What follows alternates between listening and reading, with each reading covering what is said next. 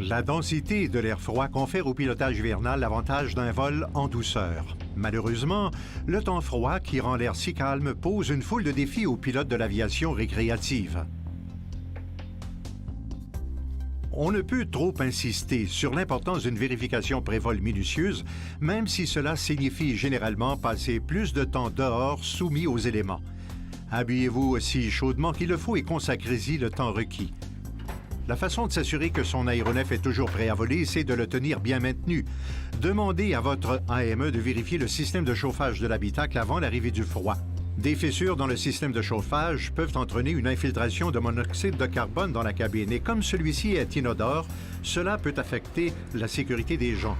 Assurez-vous d'avoir à bord un détecteur de monoxyde de carbone fonctionnant bien. La vérification pré-vol est une étape importante d'un vol sécuritaire et c'est particulièrement le cas par temps froid, surtout quand l'aéronef est laissé à l'extérieur ou rangé dans un hangar non chauffé. Le givre, la glace et la neige s'infiltrent souvent dans des endroits problématiques. Par exemple, le tube du reniflard n'est pas inspecté lors d'une inspection visuelle régulière. En fait, bon nombre de pilotes sont incapables de le trouver à bord de leur avion. Mais quand le tube du reniflard gèle et se bouche, cela peut entraîner une perte d'huile considérable. Consultez votre AME pour apprendre comment inspecter le reniflard et tout autre élément de votre aéronef avec lequel vous n'êtes pas familier. Veillez à inspecter toutes les surfaces critiques, tout particulièrement les charnières et les câbles de contrôle des commandes de vol pour vous assurer de leur amplitude. Rappelez-vous que les RAC stipulent que toutes les surfaces critiques doivent être exemptes de contaminants. Même une mince couche de givre est nuisible et doit être retirée avant le vol. Le système de freinage a souvent tendance à faire défaut par température froide. Il est difficile d'inspecter dessous les carénages de roues et il arrive que de la neige mouillée s'accumule et gèle à l'intérieur. Le circuit d'alimentation en carburant d'un petit aéronef est généralement assez simple, mais les pannes sont possibles s'il n'est pas bien inspecté avant un vol. Portez attention aux bouchons de remplissage. Assurez-vous qu'ils ne soient pas endommagés, ce qui permettrait à l'eau et d'autres contaminants de s'infiltrer. Il arrive que les bouchons à évent soient bloqués par la glace. Vérifiez-en le fonctionnement car une obstruction de l'évent nuirait à l'alimentation du moteur en carburant. Vous devez être vigilant lorsqu'il y a de l'eau dans les réservoirs. Elle doit être entièrement éliminée.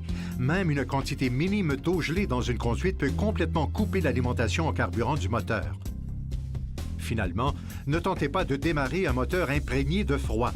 Un moteur soumis à des températures inférieures à moins 7 degrés Celsius, comprenant le facteur de refroidissement éolien, devrait être soigneusement préchauffé.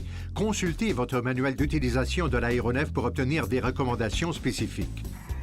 Non seulement le préchauffage aide au démarrage, mais il contribue à réduire l'usure et le risque de dommages permanents. Lorsqu'un moteur est démarré à froid sans préchauffage adéquat, l'huile, encore figée, ne lubrifiera pas toutes les pièces du moteur. À défaut d'un hangar chauffé, une source de chaleur électrique à basse tension est votre meilleure solution. Un système à basse tension permet de préchauffer le carter d'huile ainsi que les cylindres du moteur. Utilisé de concert avec une épaisse bâche à moteur, vous parviendrez à hausser suffisamment la température du moteur pour le démarrage. Cette méthode exige un certain degré de planification et à cet effet, branchez l'avion la veille de sorte qu'il sera prêt à démarrer lorsque vous arrivez à l'aéroport.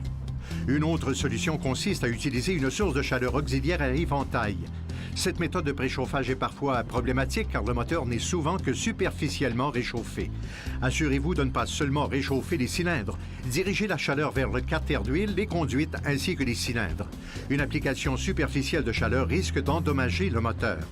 Il arrive que le moteur parvienne à démarrer malgré que l'huile dans le carter ou les conduites soit encore figée. Le manque de lubrification peut entraîner une panne de moteur totale juste après l'application de toute la puissance. En conclusion, ne précipitez jamais votre décollage. Prenez le temps de bien faire tout ce qui doit être bien fait. Assurez-vous que l'appareil soit en bon état de navigabilité et savourez votre sortie.